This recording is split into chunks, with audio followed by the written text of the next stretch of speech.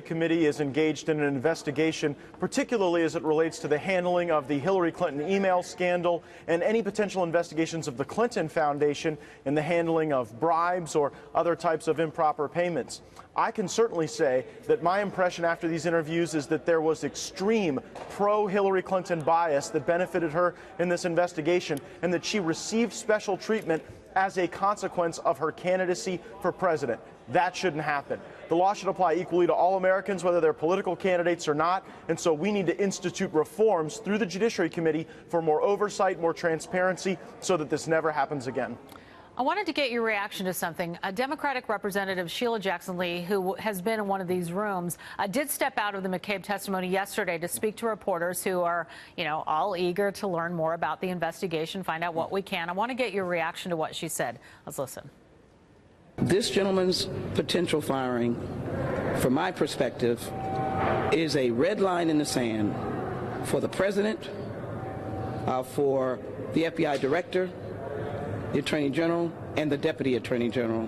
You cannot dismantle a law enforcement officer on political beliefs and political attitudes and political disagreements and political bias. Strong opinion there. What do you think? Well, no one's going to accuse Ms. Jackson Lee of being a moderate. I mean, she's a hyper-partisan Democrat, and she's making the same statements she's consistently made, whether the facts support them or not. Our view is that we need to find out whether or not the procedures were departed from. And we have email evidence from Andrew McCabe indicating that Hillary Clinton was going to get a HQ special, a headquarters special. That meant that the normal processes at the Washington field office weren't followed, and he had a very small group of people that had a pro-Hillary Clinton bias who had a direct role in changing the outcome of that investigation from one that likely should have been criminal to one where she was able to walk. And so I think that we've got to ensure that that never happens again, that the same processes that would apply to any American would also apply to people who are running for president of the United States.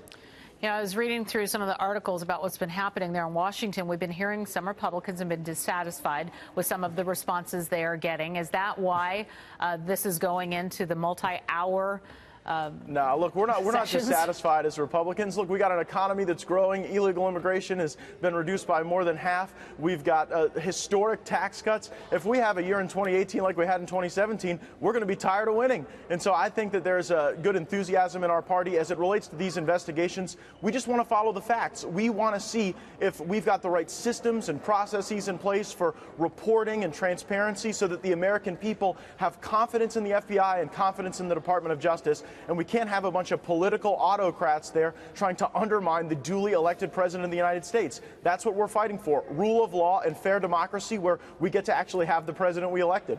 Okay, last answer real quick. I want to ask you, how long do you think this will go on? Is there going to be a date set? Do you have it in your mind when this will end?